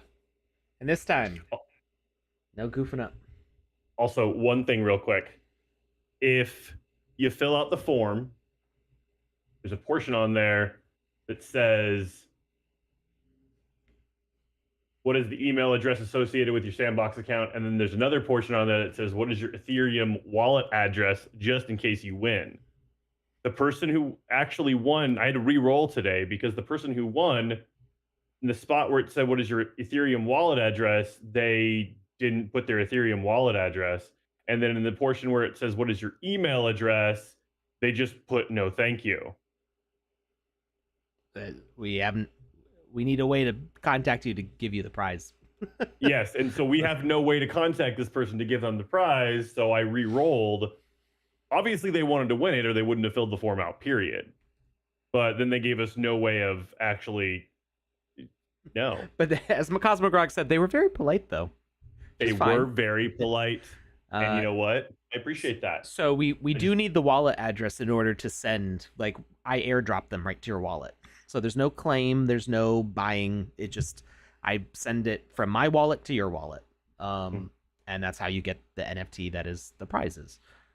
So if we don't have the wallet address, the thing that we absolutely have to have is the wallet address, because otherwise we can't send the prize. So so the no thank you email, it would have been fine. Like, we could have gone without that, but we do need to have the wallet address. So that's the bare minimum part. Better luck next time.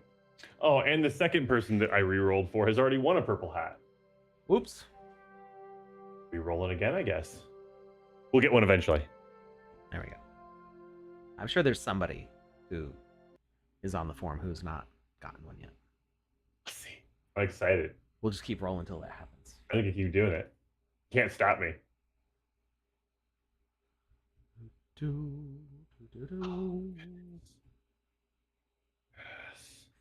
Dabmore says, "Give me your wallet address." Jar Jackie Chan, not Jackie Chan Binks. Dual wielding swords here. Looking like Gandalf. Jedi Master over here. That too. All right. We're gonna try orange again here. Whee! We're gonna get it eventually. I can jump on the... I did it before. Prove it.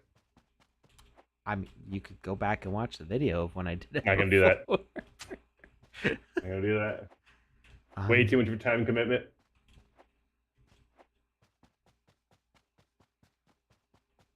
Okay. No falling this time. None. But I do have that winner. And who's the winner of Wizzy the Purple's enhanced hat? It only took 3 rolls. But eventually, we came to... No! That ran out of time. Pause for dramatic effect. We came to...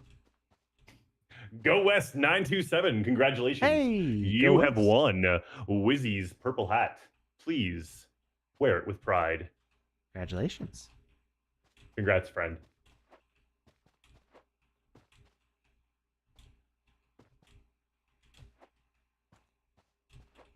All right. Jump there. And through here, I guess. Yep. Okay. It's not too bad.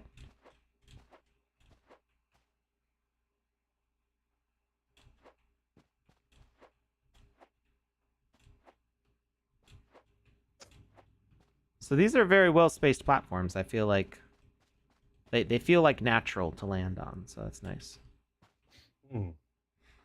So here's my question, and this is the non, like, I'm not a artistically inclined person. Depth and perspective has always been very difficult for me.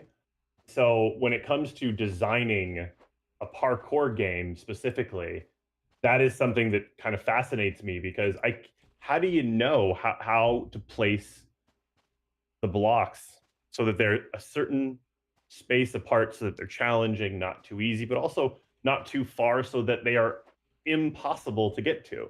Because if you make a parkour game that people can't complete, that's just mean, and wouldn't win anybody's heart over if you were to do it like that. So how do you set things up? Is there a guide that you follow, or how, as a developer yourself, how would you suggest people go about understanding this concept? And by people, I mean Lucas. Back to the checkpoint, meaning over here? Like, way back there? Oh, that actually wasn't as hard of a jump as I thought it was going to be. There we go. So I might. So I'm trying to remember these numbers off the top of my head. I believe the standard long jump is oh no!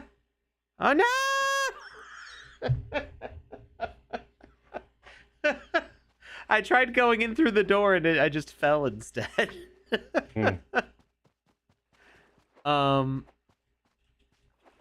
So I believe the standard max length for a jump is something like 8 meters or 8 terrain blocks. Okay. Now that might vary if you use like a custom character with different like speed and power attributes. That might, I don't know if it currently affects them in 0.8, but it did previously in 0.7. So one of the best ways to start when you're just practicing is kind of set up what your ideal character is. You know, what like the model, whether it's a default avatar or using a custom character with custom built like speed and jumping stats. So get that motion down and take some time to experiment with it in a space that you're not building your final game yet. And use that as like a sketchbook for the motion. And once you have a good handle on, like, I like the way the controls feel for this character. I like the feeling of the motion. That, no.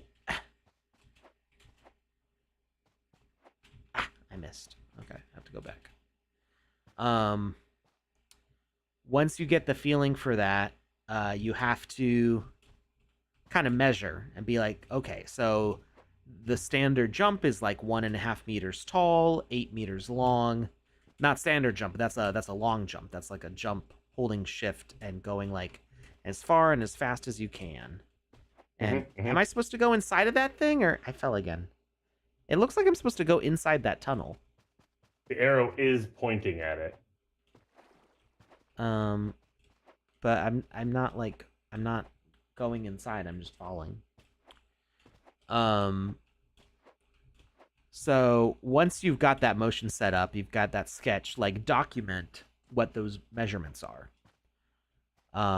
Also, you could do some timing measurements and be like, okay, it takes me, I don't have a number off the top of my head, and it would depend on your different settings. Like, I'm going to pause for a second because I can't do this and talk at the same time. So you have to kind of determine how long does it take you to run 20 meters? Like, how far can you go in 10 seconds? Those kind of things. So that way you have an idea of how much time to set up for your game as well. So you get all these measurements taken care of, and then you can really start designing your game. Now, there's, for the purposes of a game jam, depending on how much time you have, if you have 2 weeks for like a regular game jam, or if this is like a smash it out like 8-hour game jam, you got 1 day to just like get as much done as you can, that'll make a difference, right? You know, whether you have time to do all this planning. But if you're planning out like a big game, you do kind of want to establish those things ahead of time. Unfortunately, like in the sandbox, it's kind of static in that regard. Like those values aren't changing all the time, like each time you start a new game project. So once you kind of establish those things, you might just need to tweak them a little bit if you change your character or the settings that you have. But for the most part, they're going to stay the same from project to project. So having those notes kind of, you know, written on a sticky note on your monitor kind of helps to like remind you of what values you need to keep in mind when setting up the distance for jumps and things like that. But then after that, I would make most of your stuff based on those measurements. So you have to think, like, how fast do I want a player to be going through this section? Are these really tight jumps that they're going to need to slow down for? So maybe I don't want to have them be the full-length long jump. Maybe these will be short jumps, because they're small platforms to land on, and I don't want them to run too fast through this. Or maybe you want to give a big feeling of motion, so you'll make the total distance kind of long in that the center of your platform are the max length, but then you give like a meter before and after. So we recommend for people building parkour stuff, and we didn't really say this for the purposes of the game jam, but when we're talking about people who are building for like a season, we recommend making parkour platforming platforms 3 by 3 meters, because that gives a very forgiving landing pad for people where newer players won't get super frustrated. So these platforms are a little bit on the smaller side, but I also feel like Gikis's audience is more advanced players anyway. Like the kind of people who are engaging with his content are oftentimes the people who are trying harder for more challenging things, more advanced puzzles and ARG kind of gameplay. So, all right. What am I going in? Okay, I did it. No! I was like, yay, I did it. And then I fell out. I don't even know how I fell. Scaffolding is unforgiving. Ixura says use the ladder. Was that from earlier, or was that from just now? No, I think that's the comment that they're using a ladder, as in like when I'm saying how far you place these things apart. I'm thinking they're saying like maybe you like lay a ladder down between the jumps. Oh, he says shortcut. Never mind. But shortcut. that actually kind of gave me an idea on how to answer my own question, and that is, you figure out the jump, you make an asset, like a ladder. You can make an asset that is the distance of the jump that you want to put, and then you would just place that ladder somewhere. Yeah, you could totally. Oh, that would totally be a valid way to do it, and actually a really smart way to do it. Would be to have an asset that you make. Again, this is one of as a spacing tool. This is one of those things that is it's a time-consuming thing. So for a game jam, you might not have time, and you might not be building a project that you want to last so long where it matters to have a tool like that. But it's not a bad tool to have, especially if you're planning on making a lot of content for your game with like a lot of different levels and jump puzzles. To have something that you use to place in the world that's not an asset that is in the final usage, but is just for determining the spacing and kind of like a template to use. And I would define like how far can you jump for a long jump, how far can you jump for a normal speed jump, how far do you jump for a walking jump, what's the maximum height for a jump, things like that. How far do you slide? Do we stop sliding? Oh. That could have been bad. Where's this ladder? Somebody said... I was told there would be ladders. You were. Oh, wait. I see it. So I logged away for a little bit so I could do the... Sorry, I shouldn't say logged away. I changed screens for a little bit so I could do the contest, and I was doing a couple other things. And I was paying attention to the chat, and then I logged back in, and the first thing I saw was your avatar was on fire, and my initial reaction was, oh no, Alex, your avatar's on fire. Like, thinking I should warn you so that you don't lose all your health, and then I realized, wait, never mind. There's no health in multiplayer, but also there's no health in multiplayer, and also it's on purpose. I'm not screaming. No, you're not, and you're basically the Human Torch right now, so you're good. Yeah. This is your comfort zone. There's different colors, so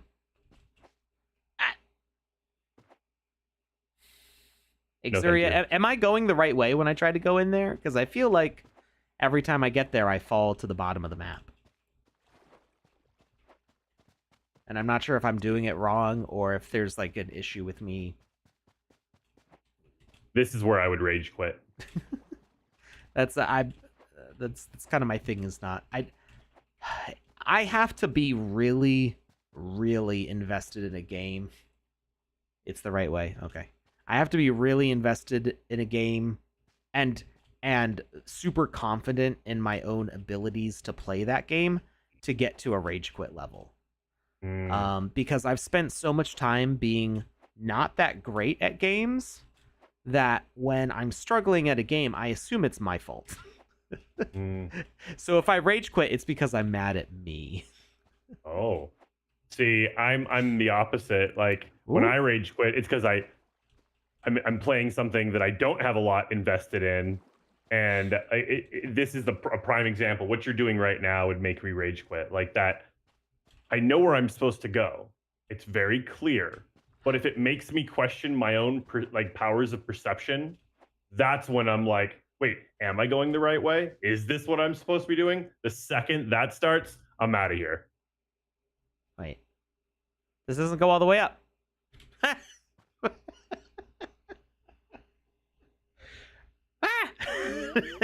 Okay, that's... I guess I was supposed to go that way.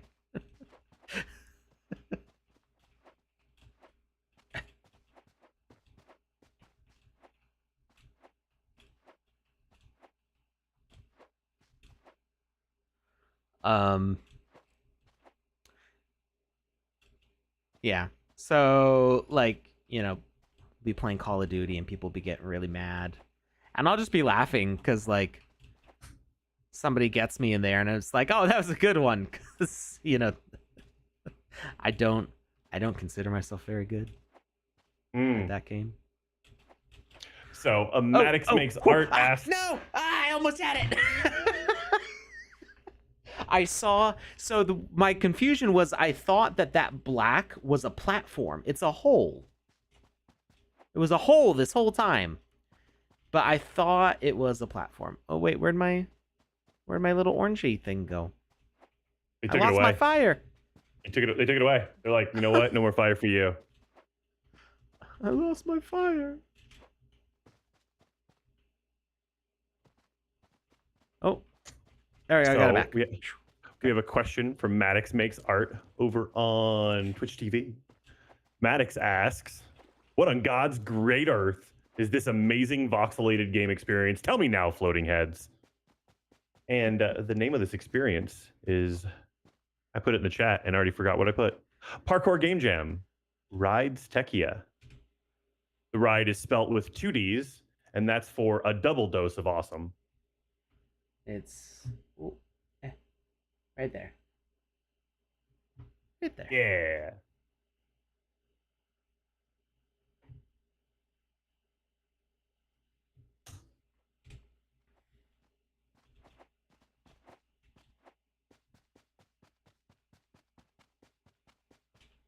So Drakusha is asking, what do the developers of the Sandbox think? Are they not going to integrate artificial intelligence in the near future?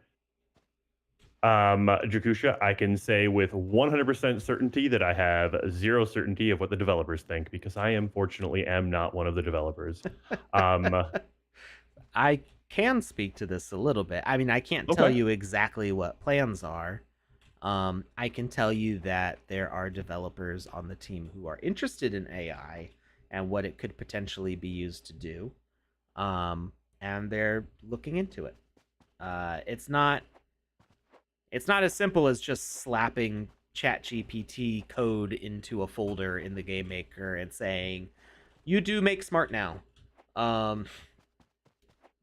We have to think of like how does this benefit creators, and how can we use it effectively and ethically.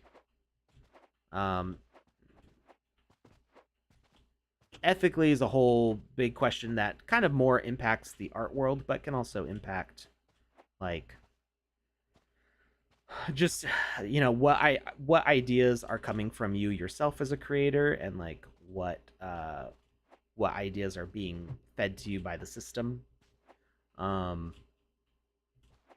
So that's kind of a whole can of worms to talk about that I don't feel prepared to talk about. But when we went to GDC, there were a lot of booths dedicated to AI solutions and AI stuff in general. So there were some interesting ideas and things that people on the team are looking into in different aspects. So we may see some of those tools in the future, but there's nothing hard set yet. Fair enough. It's a delicate line to walk right now. A lot of people are scared by this topic. A lot of people are excited by this topic. There's not a whole lot of middle ground right now. So oh no, it is a platform. What the heck? I'm so confused. Okay, it's definitely a platform. I thought it was a hole, and now it's definitely a platform. Maybe it's a platform with a hole. Maybe. That would just be mean. So, yeah, and I think like part of it is we're also like while we want to make tools that are good for developers, we also want to make sure that we're not. This is me speaking for myself, okay? I'm not speaking for the people that I work with in the sandbox necessarily, but I would hope that our design ideas do not make it so easy to make a game that people don't have to make a game. Like, it's not like you just press a button and an AI goes, here's your parkour game, because that's, even with prompting and stuff, for like game development, you would want the prompting to be like, okay, give me some ideas on this, let me figure out what works best and do some things with it to make it interesting and make it my own, instead of it just spitting out kind of a pre-made game, because I get the feeling that would be a disservice to players to like not have something original created for them, and just kind of be like a game generation machine. Like you could do that. I think I've seen stuff like that before. Like it was a game engine that would like have little randomized aspects, and it would just kind of spit. This was before the whole AI conversation, actually. So in a way, the game was already designed. There were just some randomized sliders that would impact how much of something was happening. So you can imagine like Asteroids. And it was the game. I don't remember exactly what this game was like, because I'm talking about like 10, 12 years ago. I don't even fully. I remember seeing this, and I don't remember the details of it. I think it was a platforming game. I'm just using Asteroids because it's easier for me to describe. But it was like Asteroids, but you would have sliders where you could say, okay, number of asteroids and how big they are and how random, like minimum size, maximum size, randomized between them, and in that sense, the game is already designed. It's the game of Asteroids, and then the randomization is just putting variations on it. So that's not necessarily what AI would be doing, and I would think that would still count as an ethical game generation, because, like I said, the game is already curated and designed by the creator of the game, and then it's just options basically on that game. Internal options on the actual design. Right. But if you start talking about AI designing an entire platforming game from a prompt, like make Super Mario Brothers, but make all the Goombas do whatever. Gophers. And right, yeah. Then it starts like, okay, well, you didn't really design that game. You just told a computer to make it for you. Like, yeah, it becomes a weird middle ground that's kind of hard to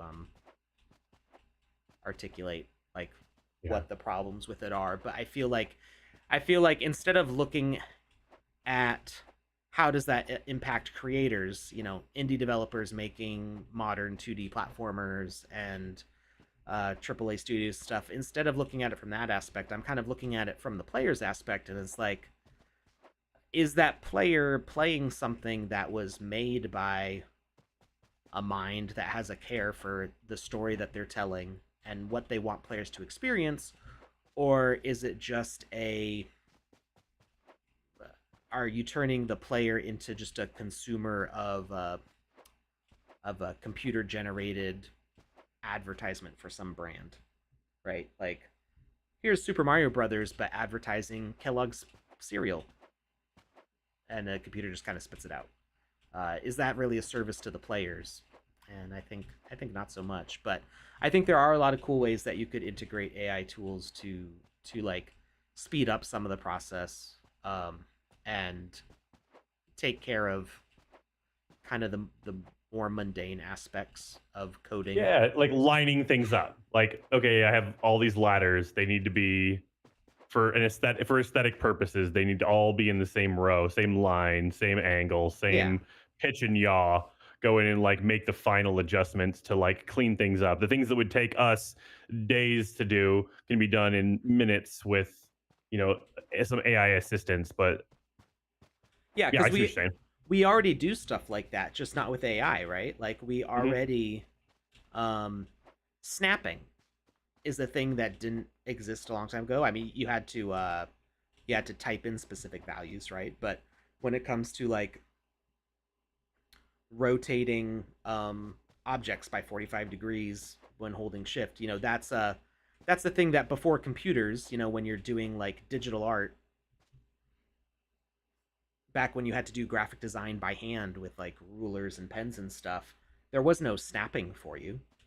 Yeah. Does that mean that people who use computers, who use Photoshop and Illustrator and InDesign and programs not made by Adobe that people also use, does that mean that they're less graphic designers than the people who used literal copy and paste, scissors to cut and paste with glue? Who's to say? Oh, your video is like super delayed for me. That's wild. Hmm. Huh. I don't know why that is. Let me click on Discord real quick here. Okay. Also, just a heads up, we have been streaming for over 2 hours now. Oh yeah, we should probably wrap it up. We should probably wrap up soon. Yeah. We started getting super like philosophical here. But yeah, I don't think that that people who have who use computers are lesser than the jobs that those produced. So when it comes to AI, I don't think that is much different. I think we just have to approach it carefully as we engage with it, because it does open up a lot of questions of like, who's actually creating stuff now. Yeah. But an AI assistant to like to help you, like Lucas said, like lining up all the ladders. Like, if I wanted to make sure that all of the ladders perfectly aligned to the floor of the level that they're leading up to, that's a thing that I would go in and kind of like obsessively make sure of, right? That's a me kind of thing. If I could have a computer algorithm or AI go do that for me automatically, that would save me a ton of time. And I'd enjoy that. Conrad says Lucas is a puppet and the real Lucas is off screen, and to that I reply with, I'm a real boy. Ooh, this Destiny wheel animation is cool. That is cool. I wonder how this works. What does this mean? It means you have good luck. It says spin for good luck. You spun it. You now have good luck. But is it different each time?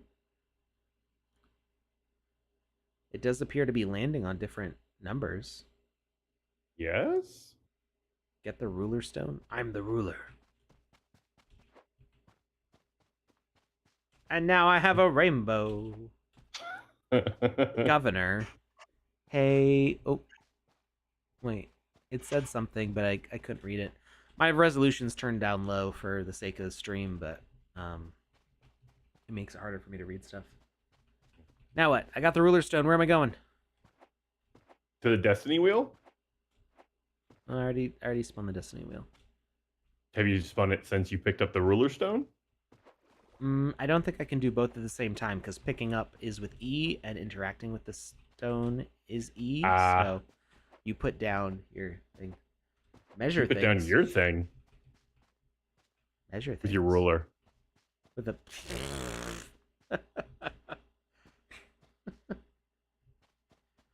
It looks like there's another pathway out there, but it is not opening up for me. Oh, I can go this way though. Oh no, I missed the jump. Okay, all right, we're gonna call it. Call it quits there. If you keep going. Oh, there was one thing about your question before, Lucas, though, that I didn't really ever get to about making like a template to measure things out. Oh yeah. So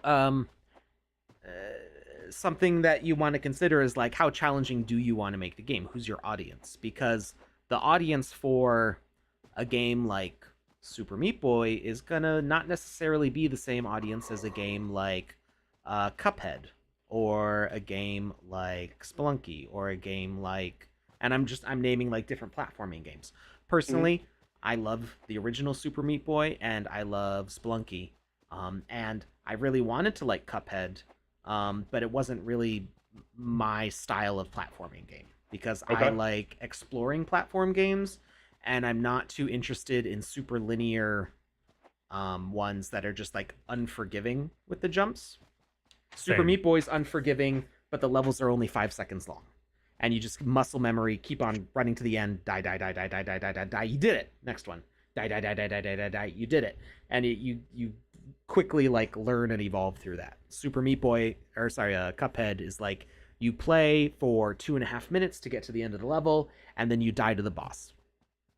And then you play for 2.5 minutes to get to the level, and then you die to the boss. And then eventually, enough times doing that, you figure out the pattern of the boss. And so Super Meat Boy has a fast enough feedback loop that it keeps my interest while being super challenging. And I can spend like 30 minutes on a Super Meat Boy level, being stuck, but eventually I get it on a level that's only 5 seconds long. On Cuphead, I can spend a couple days on a 2-minute level and give up in frustration. That's one of the only games that's ever made me rage quit. It's like the Dark Souls of platforming. So instant restart in games make a world of difference. Yes, absolutely.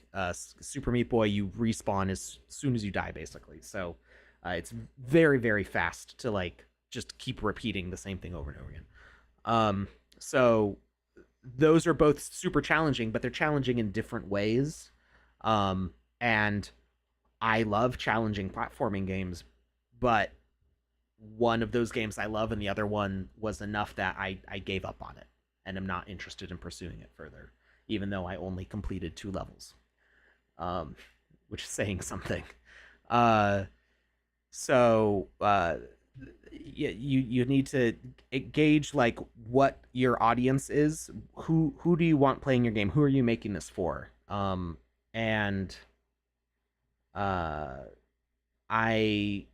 think that your template should kind of include like this is a long jump, this is a medium jump, and think about what speed you want your players approaching that. So if you have a bunch of long jumps, you're going to want your player holding down shift or having the automatic running on.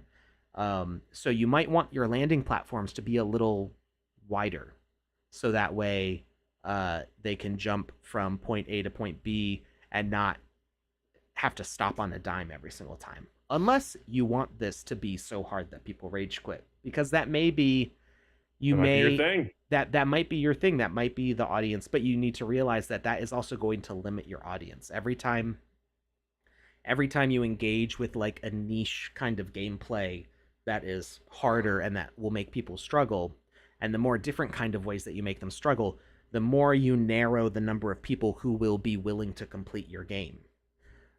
So that's something to consider. Where are you going to be known for making the hard games and attract players of hard games while also limiting the the norm core players, the casual players who are like it's too hard. I'm gonna go play Dungeon of Dummies again.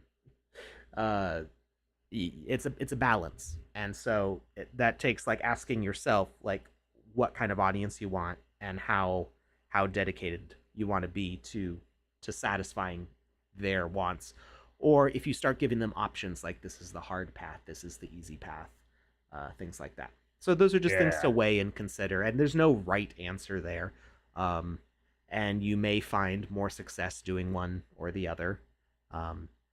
But that's going to be something that you need to experiment with and figure out on your own journey. That was it. That was the answer. That I think I fell. I think I fell and forgot that I was answering that question. No, you're fine.